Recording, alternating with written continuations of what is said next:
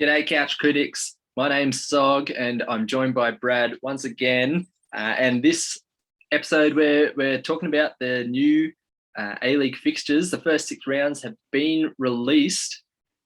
A-League season just around the corner. How good is it, Brad? Man, when the draw came out today, it felt like Christmas Eve. Like I'm so excited. I can't wait to wake up the next day and realize it's almost 2 months before the kickoff of the season. But I'm pretty stoked. I'm pretty excited. I've already started trying. I think I've already started planning a few games to go with friends. So I'm pretty excited. Although there was one on the 27th of November when I said to my Central Coast mate, I said, "Let's go to this game. It's Central Coast v Wellington. Hopefully it'll be in Gosford." And he's like, "Yeah, no, I'm keen." I said to my wife, "I'm going to go to a game on the 27th." She's like, "That's my birthday." I was like, "Oh, great." I hadn't forgotten the date. It just didn't click with me. I was just like, "Oh, that's the day that I'm not working that I can go to." I didn't really register what the day was, and I was like, "Oh, damn." Anyway, so I'm not going to that game. Bradley's sleeping on the couch tonight for sure. That's great. Yeah, thankfully my wife's birthday's a bit earlier, so no clash with the A-League. Excellent. There are some fantastic games kind of set for round one. Of course, the headline fixture on Saturday night, Western Sydney Wanderers up against Sydney FC at Combank Stadium. Although, did you see Sydney FC actually said it was at Bank West? Whoops, they missed the memo. I mean, do these guys even sponsor with us? We should just call it the Western Sydney Stadium. Yeah, absolutely. Call it its non-sponsorship name. Anyway, yeah, whatever, cool. Yeah, I know what they mean. Yeah, no, I think it's going to be a fantastic way to start the season with the Channel 10 game most likely, and then the other one at the same time, Melbourne Victory and Western United, a bit of a wannabe derby there. I think, those are two cracking ways to start the season with those. But the Sydney derby is going to be the showpiece event for the weekend. It's the showpiece fixture of our competition, and to have it as our main game on the free-to-air for the first time, I think that's going to be absolutely fantastic. Yeah, so they've kind of announced that they're moving 2 games on a Saturday night at the same time, concurrent kickoffs, and they're going to run on Channel 10 a bit of a goal rush program where the main game is there, but when things happen in the other game, they'll show clips and kind of cut to it, which is just kind of, it's a good opportunity for that mainstream audience to get 2 matches. There's a bit of excitement. Maybe it helps drive people to Paramount Plus. If you're kind of like, "Oh, well, I want to watch the other one. How do I get that?" Well, Paramount Plus is only $9 a month. Yeah, I'll jump on that. I think it's a good idea, although it's going to be a hard transition for, people like me who kind of like to watch every A-League game in a weekend. I kind of love sitting there binging all Saturday, watching all the games. But I think it's a fantastic opportunity for 10 to kind of showcase the A-League and what a first match to have. Like that's going to be a banger. Yeah, and I imagine what will happen is that you have the option to watch it like Goal Rush, and you have the option to just watch the one game on Channel 10 and the one game on Paramount Plus, so you won't get spoiled.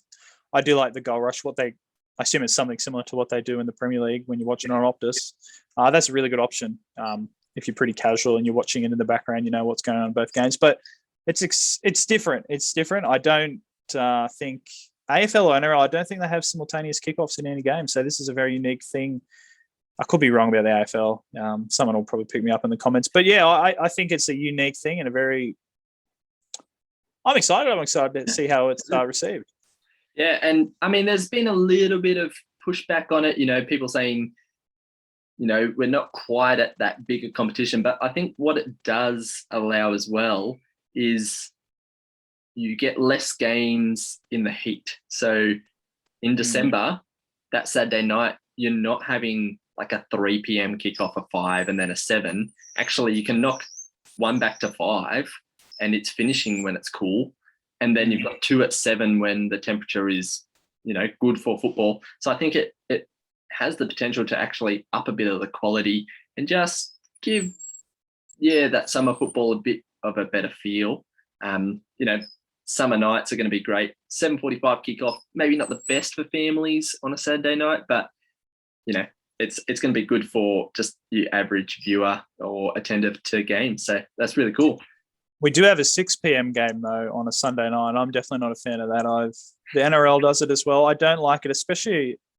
I mean, it's not a problem for me, but for families that want to go along and take their kids, I feel like 6 p.m. You get home. The game finishes about 7:30, 8 o'clock, and then depending on where you live, you're not getting home to 9, 10 o'clock on a school night. I'm not a big fan of the lake, but then I do understand, like we've been talking about, kicking off a bit later, a bit cooler at night. That's probably the upside to it, and people at home watching. But for a fan's perspective, I'm not a fan of the 6 p.m. kickoff on a Sunday. Yeah. There's kind of plenty of other big fixtures in those opening rounds.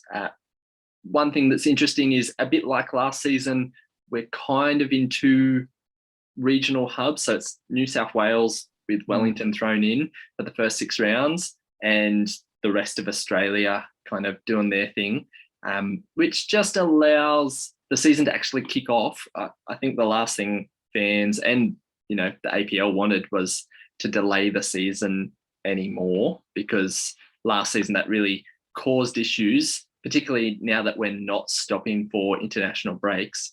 But it allows the league to start, but then see how COVID and vaccination rates and things like that develop, so that then we can branch into a normal season for the rest of it, and keep some of those fixtures up their sleeve for later on, which is good.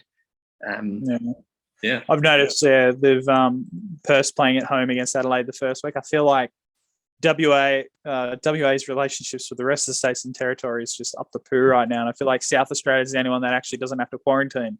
And then Perth's going to be on the next 3 weeks, they're going to play all the Victorian teams, and then the 2 weeks after that, they're going to be playing Brisbane, and they're going to be playing Adelaide again in their home ground. So it seems like 3 weeks in Victoria. Then if there's still COVID issues there, they're going to do then 2 weeks in those two, in Brisbane and Adelaide, which means if they return to Perth, they're probably not going to have to quarantine because they haven't been to Victoria in the past 14 days. So it's ridiculous. It's ridiculous that that's how it has to work out. But I guess it's good that they've planned the draw like that because of how it's going on in WA. It's not getting it political. It's absolutely ridiculous in WA, but I think they've done the draw well.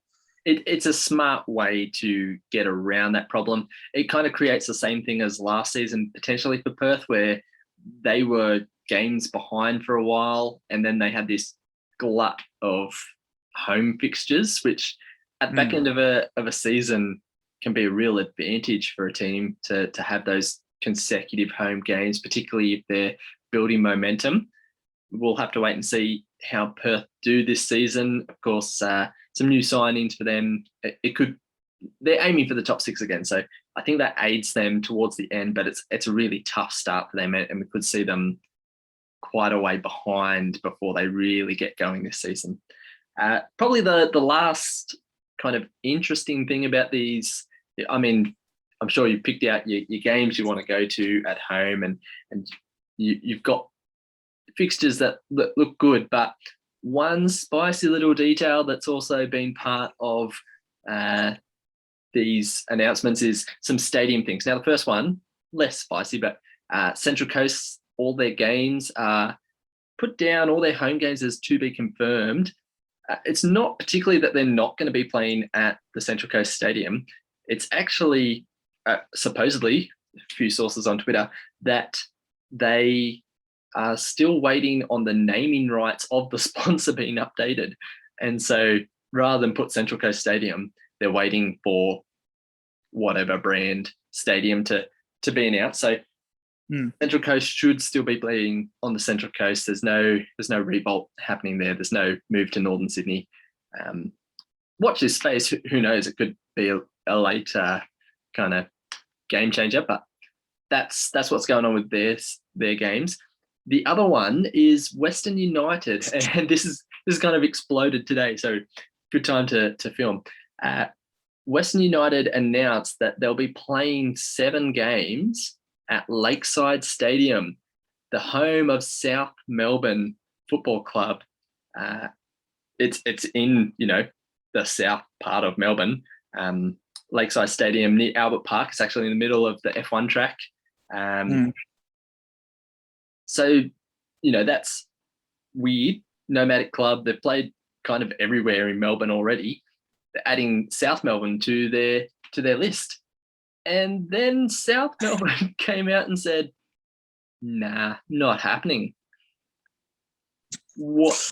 I mean, when I first I saw the draw, obviously I checked for the Wanderers, and then I see, the Lakeside Stadium. Oh, that's odd. How the hell did that get allowed? But you know what? It's a great venue for football, and it'd be good to see it in the A League. It'd be a good showcase for the stadium and any potential South Melbourne A League expansion. And it's going to be a great showcase. And I was more thinking like, this is odd. This is not even in Western Melbourne. This is like Central Melbourne, if anything. And people talking about Melbourne Knights, and they made it clear that there was going to have to be significant upgrades to Knights Stadium if they were to play there. And Lakeside Stadium being pretty ready to go already. And I was like, cool. But I mean, like the road, what are they calling it? The travelling circus or whatever they are. They're still going to play in Launceston, Ballarat, and Geelong. 2 games each in all those venues as well. But then I was like, no, Lakeside will be exciting. But yeah, the reaction has been absolutely entertaining, to say the least. It's been an interesting fallout, especially when Wednesday, we got the news that the Western United Stadium is finally the first steps of it is finally starting next month.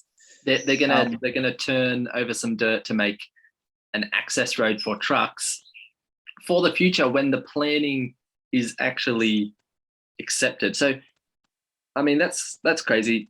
If we just touch on this quickly, because some Western United fans and part of their organisation are saying, it's not fair to have a go at us for not having our stadium, because we've had 2 COVID years. We said it was going to be ready by now, but look at what's happened in the world. That being said, the way they sold it when they made the bid was the stadium has been approved, the plans are got the tick. We just need the A-League to say, yes, we're in, and then Wyndham City Council's going to, boom, fire it all off. They haven't even actually finished finalising the plans. It hasn't actually been okay that there's actually going to be a stadium there. They're turning over this dirt just in case, for when it gets accepted. And I think that's just a little bit unacceptable. And, we're having this discussion about South Melbourne's home, whether or not you think they should have it or they shouldn't. They wouldn't be in this situation if they actually had what they promised. And they're so far back on what they promised at the start. That's a bit disappointing for A-League fans.